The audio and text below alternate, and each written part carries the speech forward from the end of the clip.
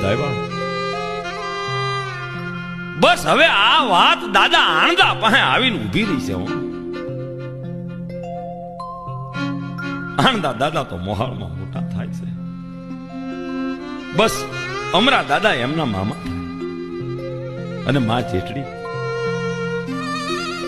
જેઠડી માં તો ધંધુકા પાસે પડાણા ગામના કાવઠિયાના દીકરી હતા. અમરા દાદાને 2 દીકરા, વાલો હમીર, દીકરી પાન. જો હવે માતાજીને વાત રાખવી છે. સતીના શબ્દ જાય નહીં એવું અંજોળ આવ્યું. એક એવો ટાઈમ આવ્યો કે દાદા અમરા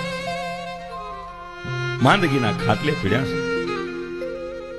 બચવાની જાણે હવે કોઈ બારી રહી નથી. પોતાના આત્માને પણ ખબર પડી ગઈ કે હવે હું જાજુ જીવીશ નહીં.